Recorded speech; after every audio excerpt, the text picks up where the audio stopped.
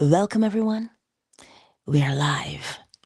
Monday. Always a great day. Best day of the week. It's the beginning. It is the beginning. Listen, I had the pleasure of stopping in a space. Oh boy. Child, how are you awake so early?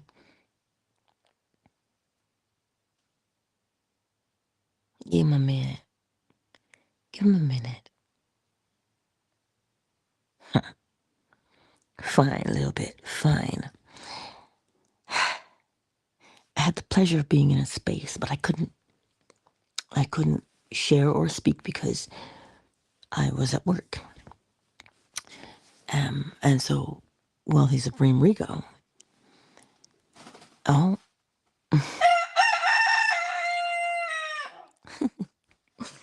my boy is awake. So they were talking about self-worth,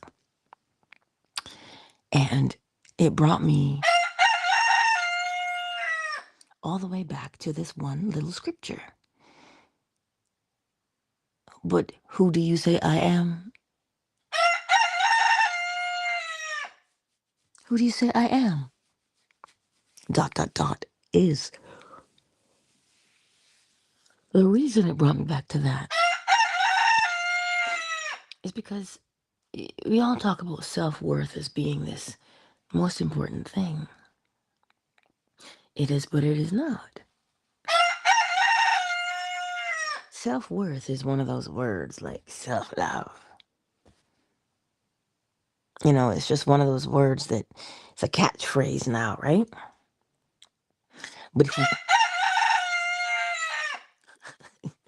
if we truly understood what it was, well, here's what it is.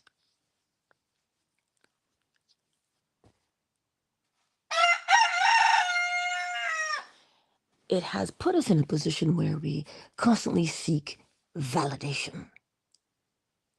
Logically, we know that validation can't come from the outside. Logically, we know this. But neurologically, that's a whole other story.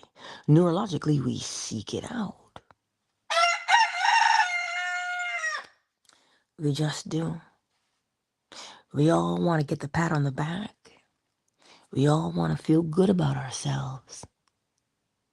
But that is an inside job over and over and over again. You see? Reason being, I want you to ponder this for a moment. There are how many people on the planet? Enough.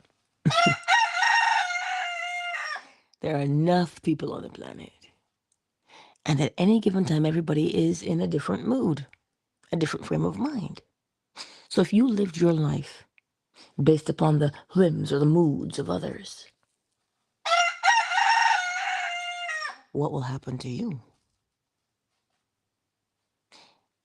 Think about it, as within, so without. As within, so without.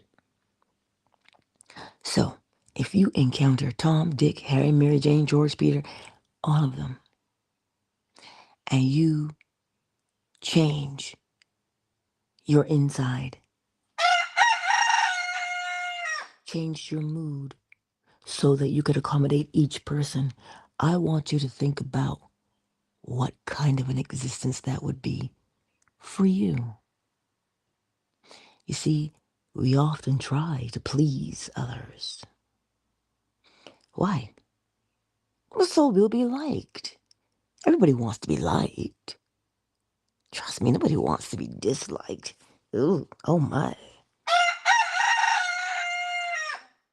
So if you're busy running around, trying desperately to, first of all, hear that word, desperately, as within, so without. You want to please everybody. You want to be liked. You want to fit in. You want to be appreciated. So you bend and contort yourself to suit everybody else. Do you know what happens to you? Think about that. So when the scripture says, when Peter said, everybody thinks that you're this person. They think you're that person. They think you're this. They think you're this or that and the other. Jesus said, well, that's all fine and good. But who do you say I am? Why would he ask that question? Because it is far simpler, far easier to maintain your inner peace. Why? Because you're only concerned with one thing. You see, we cannot control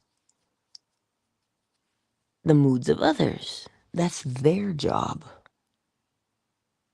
But if we allow the moods of others to influence us, we put ourselves in a very precarious position.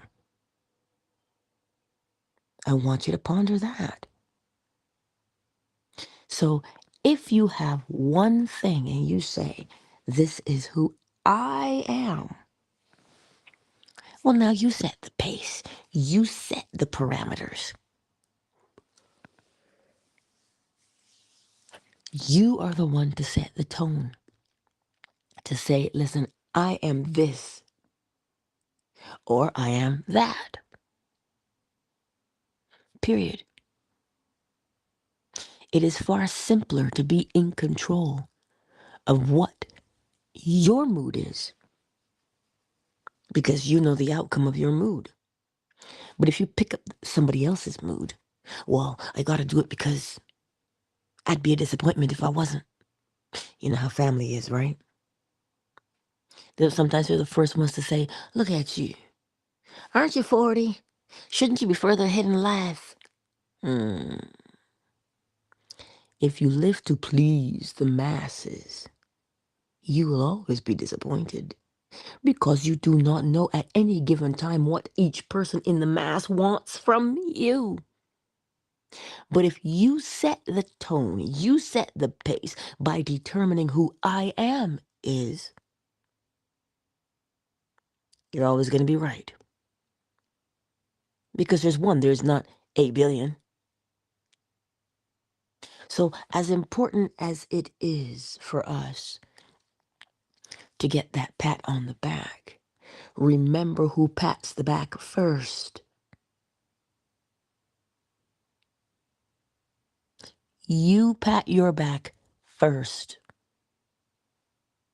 You see, because what you call success for your life is never going to be the same thing that George will call success for his life. So then here we are trying to run around to discern what success means to 8 billion other people, thereby losing what success actually means to ourselves. And then what happens to us? Oh Lord, we are dissatisfied. We feel that we're coming up short every time. We feel like failures. Oh, and here's something that happens. If you feel like a failure, as within, so without. Some would call it a self-fulfilling prophecy. What do you call it? A what now? A George-fulfilling prophecy? No, Angela. What do you call it? A self. Who what? Self. So at the end of the day, the value you put upon yourself is what matters. Why? Because as within, so without. Who you say you are is who you have to be. So your self-worth cannot come from an exterior place. Some people looking over the fence in my yard would think, oh my God, what is this madness over here? Me, on the other hand, I pat myself on the back and I say, "Ooh, look, girl, you planted raspberry bushes. You planted blueberry bushes. Ooh, and they are growing, girl. Look at your potatoes. They're growing too. Look at how green and lush they are. Soon they will blossom. Look at your onions. Look at your garlic." Mind you, I have to cut the little curly heads off. But then there's this one vine out in my yard. It has now encompassed my patio furniture. It has wrapped itself around it. Hello. But when it blooms, oh dear God, it has the most magnificent indigo flowers. Oh, yes, it does. But somebody looking in could say, oh my God, it's run amok. No, it hasn't. It's not run amok. It is where it is. It is where it grows. So I just let it do what it does. To me, that is beautiful. To the other person's eye, it may be wild and untamed. So am I living for them? Am I going to cut that vine back talking about, well, you got to be pretty. If somebody looks in, you got to look good. No, that's my bush. I will trim it if I want to. That's right. So you see, my garden may look a little bit unkept, but there's a rhyme and a reason. There's a method to the madness. It provides shade. And I have a whole, when I tell you ladybugs in that yard, if I go out there right now and I mow that lawn, all you will see is a carpet of red. So I take it upon myself. I say, you know what? I'm going to leave them ladybugs alone. Twice is when I will mow this yard. Twice. I've already mowed it once. I don't want to disturb them. So again, it's not like it's a jungle and I can't walk. Of course it's, I cut it low enough once that it takes a long time to have it come back so that I do not disturb the ladybugs. So you see, as within, so without. I live according to. And this is the thing. There's a difference between living from your own conviction, right? Because I must say it. But Angela, what if I wanted to be a murderer? I can do that. Really? Come on. That is not what I'm talking about, living for your own. That is not what I'm talking about.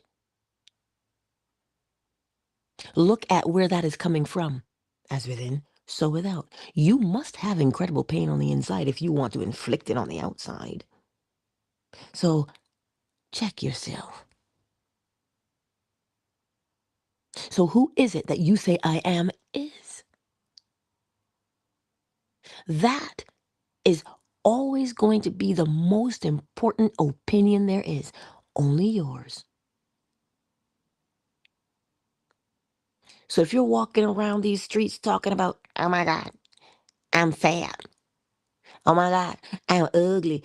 You walk around with that on the inside. I wonder what types of people you will encounter on the outside. The ones who judge you. And here's the thing. Today, if you're looking in the mirror and you find that you're a little bit rotund and you want to change that, you're never going to change it if you constantly insult yourself. Because the way you feel on the inside is how you will behave on the outside. So if you're out here talking about, oh my God, I'm awful, I can't fit these things, what do you think you're going to do? Eat more to assuage your pain. But if you find one little thing, just one, that you can appreciate about yourself, just one little teeny tiny thing that you can appreciate about yourself, that is going to make you feel better.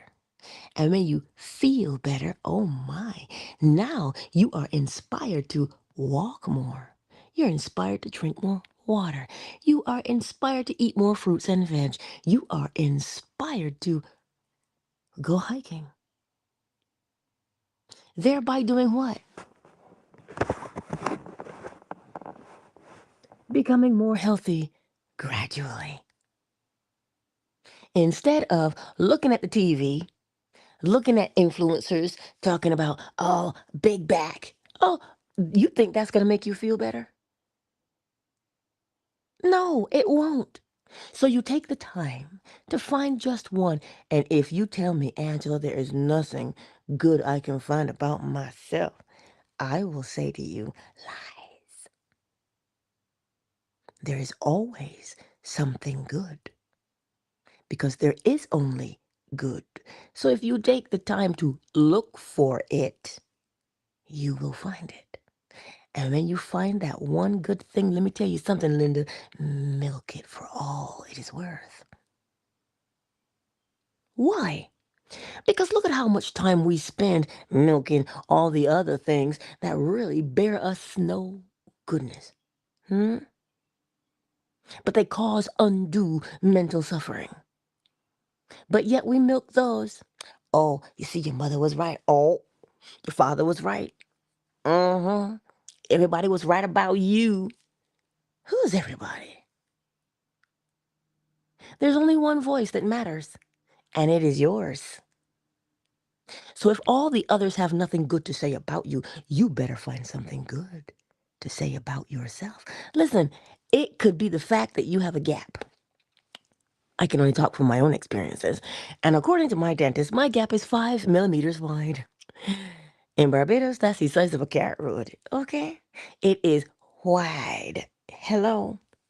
So wide that little people will say to you, are you missing a tooth? No, honey, I'm not missing teeth. That's just how wide the gap is. Why don't you fix it? Because it is hereditary. I cannot fix that gap. Because then I will look like I've got one row of chiclets in the front, and that is not attractive to my eye. So I will celebrate my gap. It is the biggest, it's bigger than my mother's, it's bigger than my sister's, and I'm sure if my grandmothers were still alive, it'd be bigger than theirs. And look, my niece now has one too. Oh, and she is so cute. Oh, I digress. But you got to find one thing. And I do love my gap. Because when I smile and I see my smile, that is me.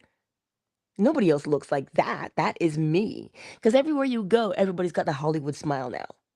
That white smile. And you know what gets that? Bleach. Hello, you keep bleaching your enamel, it weakens. And then, oh my God, my teeth are sensitive. And now you have a whole set of other problems. Instead of enjoying the fact that that smile is uniquely yours. But what if you bow-legged? Let me tell you something, Linda. Bow-legged is sexy. Where I grew up, if you had a feller and he was bow-legged, that was the hottest thing there was. You had a girl and she was bow-legged, what? You see, beauty is in the eye of the beholder. Who is beholding? Well, you say, I am, don't you? So who do you say I am? Is. That is why that is the voice that matters most. But sometimes we want to say the inner critic. The who now? You don't have an inner critic. There is no such thing as an inner critic. What you have allowed to happen is the opinions of others to mentally impregnate you, thereby making it seem like it is your voice. But it is not your voice. It is not. It is the voice of someone else. For instance, it is like a cuckoo. You know how the cuckoo will lay an egg in somebody else's nest? Yeah. Uh-huh. That's not yours. That is not your voice. So today, stop with the madness about the inner critic. Think about what it implies, the inner critic. It implies that nothing you do is ever good enough. Hmm. Well, as within, so without. What does that feel like to never be good enough? Think about it. What does it feel like to never be good enough? Frustrated, thwarted at every turn, unsatisfied, dissatisfied. That's what it feels like to never be good enough. Is that how you want to live your life? Well, logically, you would say, no, Angela, it is not how I want to live my life. Logically, you will say that. But neurologically, you have allowed a pathway or a habit to be formed about the way you think about yourself. And now that that habit is there, you think that that's what you are. No, it is just a habit. And habits are beautiful, you know. Yes, yes, they are. The habit shows you that you were consistently and persistently doing something. That's what the habit shows you. And it also shows you that you've been doing that thing because of how you felt. So you see how incredibly strong you are? Strong-minded to stay focused? Do you see it? Do you know what it takes for you to stay focused and do the same thing the same way every time? Hello, that is a skill. So you see, do not allow yourself to be dissuaded from forming a habit. The most powerful tool in your toolbox is to create a habit. Why, Angela? Whatever do you mean? Well, when you create a habit, it is neurological. And that is how you will live. So if you go back through the recesses of your mind and you watch yourself living from a particular place, perhaps living from the place of your inner critic. Hello? I just told you the inner critic isn't real and it doesn't exist. It is somebody else. It's a cuckoo in your nest. Hello? It's a habit. Habitually, you live from the place of the inner critic. So how do you stop? Step one. Who do you say I am is? Who is it that you want to be instead? What do you want to be instead? That is step one. Always, you must identify who you want to be. Well, it is the blueprint. It is how you're going to replicate, duplicate, hello, to live in the outside world. It is always the thing that drives us, that inner. As within, so without. That is the principle of correspondence. So this is why it is important for you and I to decide, who do I want to be? Remember, it is not, is it possible for me to become it? A habit will tell you, yes, girl, everything is possible. Why? Because the moment you lay it down neurologically, you are it. So that's what makes all things possible. The moment that you make it neurological, shoot, that'll either be your win or your loss. It just depends on what you decided to lay down neurologically. So step two, how does one lay it down neurologically? Like this. Step two says, experience in imagination what you would be doing in reality if you were who you say you wanted to be. I don't understand, Angela, what you mean by experience in imagination, what I would be doing in reality if I were the man or the woman I wanted to be. It means this. There's something that you would be doing, is it not? If you were the man or the woman you wanted to be. If you were a triathlete, shoot, you'd be training every day, wouldn't you? You'd be in the gym every day. If you were a gymnast, you would be in the gym every day. 8 hours a day, you'd be in the gym, would you not? That's what you would be doing. So, what is that thing you'd be doing in the gym? As a gymnast, you'd be tumbling, you'd be lifting weights. Pick one that you'd be doing naturally at the gym. If you were a baker, if you were a chef, what would you be doing all day, every day? Mastering your recipes, would you not? So then you would be either hearing or seeing people commend how beautiful your food is, and they would be recommending you to other people. So then you'd be seeing reviews of your food, would you not? But you would be doing something that confirms for you are the man or the woman you wanted to be. You're going to be doing something. You will be looking at the evidence to say, oh my God, I am it. Well, how would you know? You need to see it. So the first place one sees it is in their mind's eye. Why? Because when you see it in your mind's eye, that one thing you'd be doing over and over and over and over and over again, all day, every day, you're a sculptor, you're going to have a little knife with your clay. You're going to have the little wheel that you put your clay on, and you're going to be tapping the pedal and turning that clay all day. So you better love being a sculptor. Mm? Yes, because that's what you'd be doing. There will be the evidence to show you, oh my God, I made it. I'm doing what it is that I said I wanted to be. There will be evidence, or else how would you know? So you see, the evidence is the thing that you choose to say, yes, this is what I'll be doing. And you start seeing it in your mind's eye. Why in there? Because it's neurological. Where else is your brain? We call it muscle memory, right? We call it muscle memory. So what do you have to do to that muscle to give it a memory? Work it. So that is why you experience in imagination what you would be doing in reality. You see yourself run the race before you do. Or as your driving instructor says, see yourself turning that corner. Where's that corner going that you're going to turn? See it.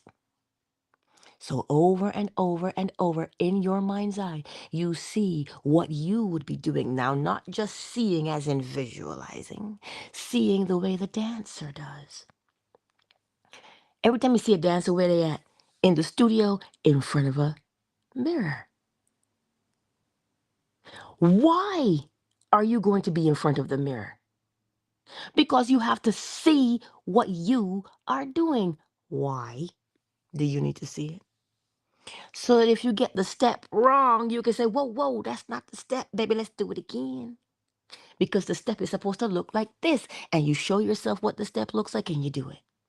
You show yourself and then you do it. You show yourself and then you do it. What? So, you're not pretending. The dancer does not pretend that they're doing the step. They mentally do the step. So you have to mentally do what it is you say you would be doing if you were the man or the woman you wanted to be. You must mentally do it. Because when you mentally do it, that's where you make all your corrections. Why? So that when you do it in real life, it is perfection. You see, this is the part that nobody sees. Like that drummer. Listen, I don't know who he is. I don't know what his name is. But everybody says the exact same thing in the comments. How do you make it look so easy? Because y'all are only seeing the outside.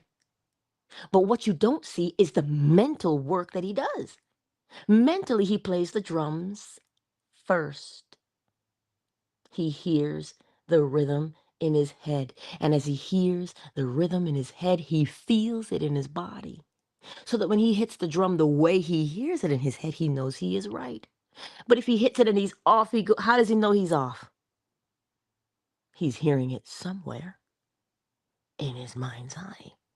We call it imagination. Child's play. No, it is how you live your life. It is the neurological way that you live your life. So step 2 is to experience in imagination what you would be doing in reality if you were the man or the woman you wanted to be. And step 3, when you get step 2 just right, like the dancer or the drummer, it is going to make you feel. What is it going to make you feel? Well, excitement, because you got it right. And so then you keep doing it till you can't get it wrong. That's what you do. You do it and you do it and you do it and you do it and you do it, and it makes you feel so good. And you're like, oh my God, I'm doing it. So that when you play those drums, or you knead that dough, or you decorate that cake, or you sculpt, or you sew the dress, or the pants, you are following the pattern that you have laid down in your mind's eye. And let me ask you this. Now do you see why it is so important that you be the one to set the pattern down? Because then you will know when you make a misstep. How you going to dance to somebody else's rhythm and you don't know what the steps are? This is why your quote unquote self-worth, you see how redundant that is now? That's the only worth there is. It is the only worth that brings one peace of mind. Because you don't know what somebody else expects. You could go and talk to 20 people, and they could all say, some of them will say, you look good. Some will say, try again. Then what? Where are you? You've lost yourself in the opinion of others. And that is not how we are meant to live. That is not how we are meant to live. We are meant to set the parameter to say, who do I say that I am? And when you know that, you will live a life that is peaceful. Because you're not trying to please Harry, Mary Jane, Dick, and George. Shoot, they can't even please themselves. But you want to live to please them? Oh, that's a surefire way to drive yourself nuts. These nuts. But I digress. So I trust that today, the only voice you hear is the one that says, well done, George. You did it. You set the parameter. You're dancing to the beat of your own drum. That's my value. That's my worth. Because it is who I say I am is. That one right there. So remember, there is no inner critic. Anytime you catch yourself saying, oh my God, my inner critic, remember what it is. Remember, you have allowed a cuckoo to come along and lay an egg in your nest, pushing out you. You. So, today, who's in the joint with us? Who is kicking it with us? Because I want you to mull it over. I'm not going to preach at you all morning long. I got to get ready, and I got to feed my chickens and make sure that she's still sitting on that egg. Oh, yes, she is. Wait, what's today? 7? Ooh, we have 4 days, and then we're going to have a baby chick. I hope you are as excited as me. Yes. You see, that's how you should be in this world. To know that neurologically, you are experiencing in imagination what you would be doing in reality. And you become so excited by it that you're like, oh, 21 days. Why? Because every vision has its appointed hour. It will ripen. It will flower. If it be long, wait. It will not be late. So you know what keeps us from asking, are we there yet? You know what keeps us from asking that question? The excitement of what we've planted. I didn't lay that egg, but I'm excited. Right? So that's what you do, what you plant. Be excited about it. What you want to accomplish, be excited about it. The change that you want to accomplish in your life, be excited about it. Why? Because it is the excitement that will keep you in front of the mirror dancing to get your steps right. Because trust me, you ever see the feet of a ballerina? Oh, listen, if that is not love, I don't know what is. If that is not love, I don't know what is. All we see on the outside is, oh my God, she can do a pirouette Ew, and a plie. But we don't see them toes. That is love. To know that you love what you do so much that your toes will be the topic of much discussion, but you don't care. Why not? Because it is the love of what you do that keeps you faithful to it. That is why you listen. All of them know that's how their feet gonna turn out. But it is the love of ballet and the moves that they make and how flawless they look on stage. That is what keeps us going. Who you say I am is. Anyhow, let me stop. Sugar Visions, the better man. Y'all are kicking it with us today in these YouTube streets. Oh, but wait, I'm just not on YouTube. I'm on YouTube, Facebook, and who? TikTok. What? You better hush. Who's back on TikTok? Ow. I'm streaming there again. Hello. That's right. Well before the 30 days, but hey, the law is what it is. But I digress. Uh, OG Bez is in the house with us in these Twitter streets. Hey, I see you. Who's with us on Fanbase this morning? I thought I was going to be on time today, and it's 5:40. I am over. Miss McQueen is here. Flo Smiles is here. Oh, Beautiful Ones is here, and so is Lil Bit, because he going to holler again. Yeah, he's here too. Ursula, darling, she's here. Oh, P. Marquis is in the house. I see you. And I hear you, sir. KZ, the lovely, is in the house. Listen, Flo Smiles, when you make a short, you know I can't play the short sometimes. You know why? Because if I play that short and he hears himself crow, what do you think is going to happen? He going to crow too. Ow. Right? He will crow, girl. Um, so this is what happens. He will crow if he hears himself. But anyhow, thank you all for being here with me today and a little bit. Lady is so quiet, you would never know she's here. She's in the next room sitting on that egg. She don't make no noise really until she's ready. But a little bit, will always make his presence known. So you see, my beautiful friends, as you go through the day today, remember,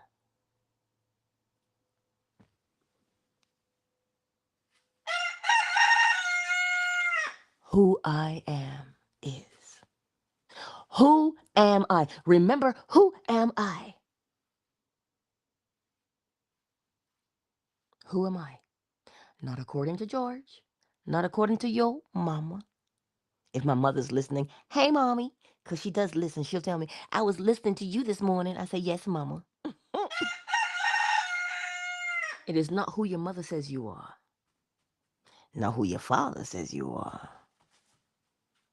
My grandmother, on the other hand, was right. Because she says, oh, you talk so much. And every single report card. And here we are. Here we are. Not because they just recognized what I was, even before I knew. But I digress. The most important, the most important voice is that of you.